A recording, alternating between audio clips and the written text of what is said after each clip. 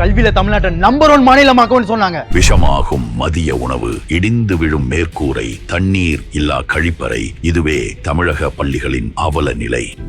இந்த நிலை மாறிட வாக்களியுங்கள் தாமரை சின்னத்திற்கு. 2 பேருக்குள்ளதாங்க போட்டியே.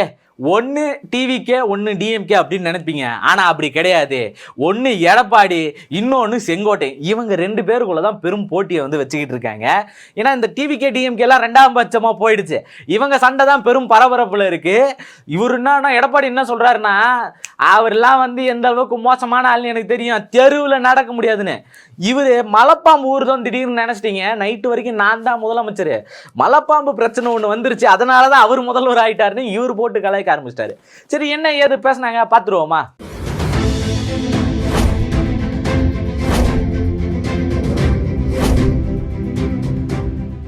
வணக்கம் ஃப்ரெண்ட் டச் மக்களே. இந்த 2026 தேர்தல் களம் அந்த மாதிரியான ஒரு பரபரப்பில் இருக்குது. ஒரே கட்சியில் இருந்தவங்கலாம் வெவ்வேறு கட்சிகளுக்கு போனது இந்த இடத்துல தான். வழக்கமாக இது நடக்கிற ஒன்று தான். ஆனால் ஒரே கட்சியிலேருந்து வெவ்வேறு கட்சிக்கு போயிட்டு அங்கே இருக்கக்கூடிய அந்த சின்ன சின்ன சூழல்களை வந்து சமாளிக்கிறதுன்னு ஒன்று இருக்கும். அவங்களுக்கு வந்து பதவி கொடுப்பாங்களோ கொடுக்க மாட்டாங்களோ இப்படி இருக்கும். ஆனால் அண்ணன் போனதுக்கப்புறம் பெரும் வரவேற்பு அண்ணன் செங்கோட்டை அண்ணனுக்கு. அப்படி போனதுக்கப்புறம் அவர் என்ன பண்ணுறாருன்னா, இருந்த இடத்த வந்து எப்பவும் மறக்கக்கூடாது அப்படின்னு சொல்லுவாங்க. ஆனால் அவர் அதெல்லாம் கிடையாது. நீ பண்ணதெல்லாம் துரோகம், நீ என்னெல்லாம் பண்ணேன்னு எனக்கு தெரியும், நான் வந்து நைட்டு வரைக்கும் நான் தாங்க முதல்வர் ஆக வேண்டியது. ஆனால் திடீர்னு பார்த்தா பணம் வச்சு நம்மக்கிட்ட பொட்டி கிடையாது, அவர்கிட்ட ஏகப்பட்ட போட்டியாக இறக்கி அவர் என்ன பண்ணிட்டாரு அப்படின்னா, முதலமைச்சர் ஆகிறதுக்கான வேலைகளை பார்த்துட்டாரு. அதனால தான் இப்போ என்னால் வந்து இப்போ நான் இப்படி இருக்கேன், இல்லைன்னா நான் தான் வந்து முதல்வர் ஆகிருப்பேன், அந்த காலமெல்லாம் பொற்காலமாக இருந்திருக்கும் அப்படின்னு சொல்லி செங்கோட்டையன் சொன்னார். அங்கே தான் நமக்கு டக்குன்னு கேள்வி வந்துருச்சு, ஒரு பெரிய பயம். செங்கோட்டையன், எப்பா நீ வந்து இந்த வனத்துறை அமைச்சராக இருக்கும் போதே என்ன மாதிரியான வேலை பார்த்த, எத்தனை பெண்களுக்கு எவ்வளோ கொடுமை இழைச்ச அப்படின்றது எல்லாருக்குமே தெரிஞ்ச ஒரு விஷயம்தான்.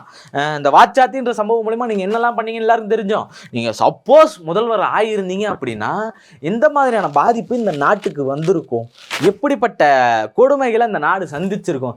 ஏன்னா இவங்க 2 பேர் இருந்தே எத்தனை போய் அடகு வச்சுட்டு வந்துட்டாங்க. நீங்கள் அடகு வச்சிருப்பீங்களா வைக்கலையான்றது எனக்கு தெரியல. ஏன்னா நீங்களும் கூட சேர்ந்து சுத்தின ஆள் தான் அந்த 4 வருஷம். இப்போ இங்கே இருக்கிற கேள்வி என்னன்னா, எந்த மாதிரியான பெண்களுக்கு கொடூரம் நேர்ந்திருக்கும், பொள்ளாச்சியில் நடந்த சம்பவம்லாம் சின்ன சம்பவமாக மாறி இருக்குமோ அப்படின்ற ஒரு பெரும் பயத்தை கொடுக்குது. அதிகாரமே இதை செஞ்சுருக்குமோன்னு. ஏன்னா பொள்ளாச்சியில் அத்தனை பெண்களுடைய ஃபுட்டேஜஸ் கிடைச்சது. அண்ணா என்னை விட்டுருங்கன்னு கதறின அந்த கோலங்கள் எல்லாம் நடந்துச்சு. இது எடப்பாடியோட ஆட்சியில் நடந்தது. இந்த ஆட்சி நடக்கும் போதே இப்படி ஒன்று இருந்துச்சு. ஏன்னா அவர் மந்திரியாக இருக்கும் போதே அப்படிப்பட்ட கொடுமைகளை செஞ்சவர், அதுக்கு எதிர்த்து கேள்வி கேட்டவனா கொல்ல துணிஞ்சவர் நம்ம செங்கோட்டை அண்ணன். இப்படி செஞ்சதுனால இவர் முதல்வர் ஆயிருந்தால் என்ன பயம் இருந்திருக்கும் அப்படின்னு சொல்லி எல்லாருக்கும் ஒரு சந்தேகம் வந்துருச்சு. சரி, இது ஒரு பக்கம் போனாலும் சரி, பொட்டி இல்லாதனால தான் இவர் வந்து முதல்வர் ஆகலை அப்படின்னு நினைச்சா, இன்னொரு காரணமும் சொல்றாரு. காலையில் அவரை வந்து அனௌன்ஸ் பண்றாங்க, நைட்டே வந்து இவர்கிட்ட பேசிட்டாங்க. அம்மா சின்னம்மா வந்து பேசிட்டு இருக்கிறாங்க. என்னன்னு, இந்த மாதிரி அவர் வந்து எல்லாத்தையும் இறக்கிட்டாருப்பா, பார்த்துக்க கொஞ்சம். சரிம்மா, நம்ம கட்சி உடையாமல் இருக்கணும், அதுக்காக நான் என்ன பண்ணுறேன், ஏற்றுக்கிறேன், நீங்கள் சொல்கிறத ஏற்றுக்கிறேன் அப்படின்னு சொல்லி செங்கோட்டையன் அவர்கள் சொல்லிட்டு இருக்காரு.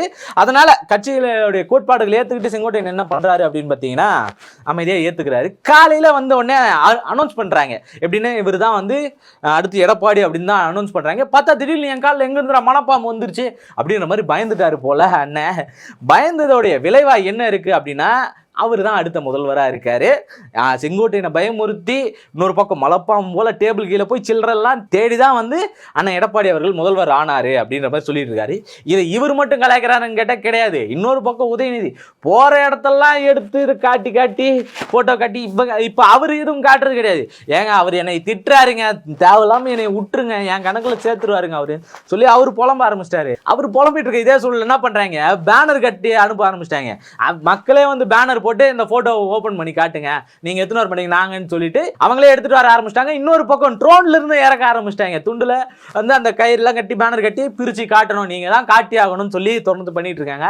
அது கார்பெட் இல்லைங்க, ஒரு ஆள் படுத்திருக்காரு, இப்படிதான் அவர் வந்தாரு, இது இந்த அனுபவம் எனக்கு கிடையாதுன்னு சொல்லி ஒரு பக்கம் இவர் ஆரம்பிச்சிட்டாரு.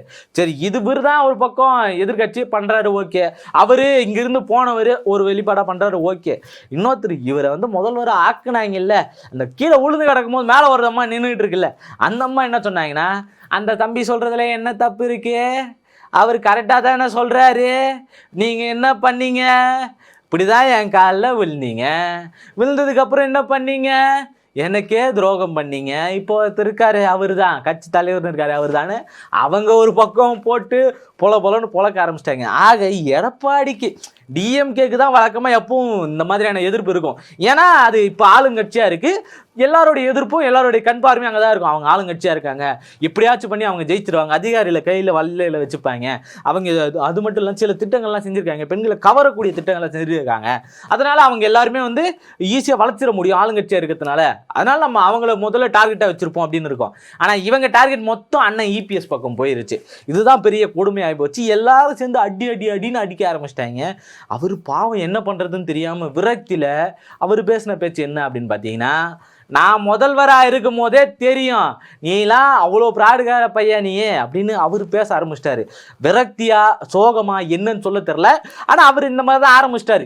இதுக்கு முன்னாடி உதயநிதி ஐயா, ஸ்டாலின் ஐயா அவர்கள், இவங்க எல்லாரும், கலைஞர் ஐயா அவர்கள், இவங்க எல்லாரையுமே வந்து ஒரு தரம் இறங்கி பேசக்கூடிய லெவலில் அவங்க தனிப்பட்ட வாழ்க்கைக்கு போய் பேசுறது, இப்படியான ஈடுபாடுகளில் இருந்த ஐயா எடப்பாடி என்ன பண்ண ஆரம்பிச்சிட்டாரு அப்படின்னு பார்த்தீங்கன்னா, எல்லாருடைய தனிப்பட்ட வாழ்க்கையிலையும் போனார். அதே மாதிரி தான் இப்போ அண்ணன் செங்கோட்டையனுக்கு என்ன சொன்னார்னா, நீங்கள் அமைச்சராக இருக்கும் போது, அமைச்சர் பதவி கொடுக்கும் போது, அம்மா அமைச்சர் பதவி கொடுக்கும் போது உங்கள் பையனே உங்களை என்ன சொன்னார், அவருக்கெல்லாம் கொடுக்காதீங்க, தேவையில்லாமல் ஏன் அப்படி பண்ணுறீங்கன்னு சொல்லி உங்கள் பையனே சொன்னார். உங்கள் மனைவி, பையன், பசங்க 2 பேர் இவங்கெல்லாம் சேர்ந்து கம்ப்ளைண்ட் பண்ண ஆரம்பிச்சிட்டாங்க. இப்படியான ஒரு நிலை இருக்கும்போது அம்மாவே வந்து ஜெயலலிதாமே வந்து என்கிட்ட சொன்னாங்க, இப்படிப்பட்ட ஒரு ஆளை வந்து நான் கட்சியில் வச்சிருக்கேனே அப்படின்னு சொல்லி ஃபீல் பண்ணாங்க. இந்த அம்மாவுக்கு எனக்கு ஒரு கேள்வி என்னன்னா, அம்மா அப்பா அப்படி ஃபீல் பண்ணாங்கன்னா இந்த வாச்சாத்தி சம்பவம் நடந்துச்சு அப்போ ஃபீல் பண்ணியிருப்பாங்களா? ஏன்னா அப்போ பாதுகாக்க பார்த்தவங்க தான் இவங்க எல்லாருமே, அப்போ ஃபீல் பண்ணாதவங்க இப்போ. இது ஒரு பக்கம் இருக்கட்டும். இந்த மாதிரி நீங்கள் எந்த அளவுக்கு அமைச்சராக இருக்கும்போது எந்த மாதிரிலாம் நீங்கள் கொள்ளை அடிச்சுக்கிட்டு இருந்தீங்க, எந்த இடத்துலலாம் கொள்ளை அடிச்சிங்க, இது எல்லாத்தோடைய ஆதாரமும் நான் வச்சுருக்கேன். தெருவில் நடக்க முடியாது நினச்சிங்கன்னா நான் உங்களை அடிச்சிருவேன் இப்படின்ற மாதிரி தான் ஐயா எடப்பாடி தொடர்ந்து பேசிக்கிட்டு இருக்காரு.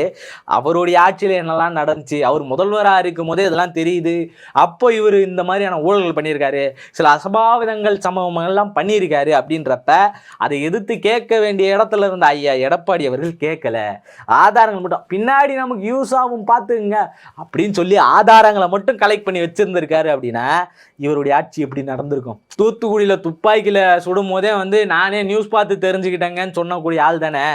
அப்போ இவர் எப்படி எல்லாத்தையும் கலெக்ட் பண்ணி வச்சிருப்பாரு? ஏன்னா நாட்டோடைய முக்கிய சம்பவம் துப்பாக்கி சூடுன்னு ஒன்று நடக்குது, அதை இவர் டிவியில் பார்த்து தான் வந்து தெரிஞ்சுக்கிறாரு. அப்படின்னா இவர் செங்கோட்டையனை பற்றி என்ன கலெக்ட் பண்ணி வச்சிருந்துருப்பாரு? அப்போ போய் தானே சொல்கிறாரு இப்படின்னு ஒரு பேரும். இன்னொரு பக்கம் கலெக்ட் பண்ணி வச்சிருக்கீங்களே, அப்பயே நடவடிக்கை எடுக்காம என்ன கலட்டிக்கிட்டு இருந்தீங்கோ அப்படின்னு சொல்லி யாருனாச்சும் கேட்டாங்கன்னா பாவம் இவர் மூஞ்சி திரும்ப எங்கே வச்சுப்பாரு?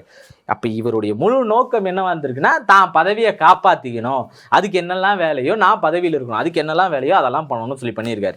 ஏன்னா இந்த பக்கம் அம்மா காலில் விழுந்தாரு, அவங்க காலை பிடிச்சி இழுத்து விட்டாரு. அடுத்து ஓபிஎஸ் இவங்கன்னு போய் இணைஞ்சாங்க, அவரை பிடிச்சி கவுத்து விட்டாரு. இப்படி தான் தொடர்ந்து இருந்தார். இடையில வந்து பாஜகவே வந்து கவுத்து விட்ட ஆள் தான் இவர். பாஜகவை கவுத்து விட்டா எந்த ஒரு தப்பும் கிடையாது. அது இங்கே தமிழ்நாட்டுக்கு என்னெல்லாம் பண்ணிக்கிட்டு இருக்குன்னு நமக்கே தெரிஞ்ச ஒரு விஷயம்தான். இன்னொரு பக்கம் என்ன ஆரம்பிச்சிட்டாருன்னா, பார் முழுசாக சங்கியா மாறின எடப்பாடியை பாருன்ற நிலைமைக்கு தான் அவர் மாற்றிட்டார்.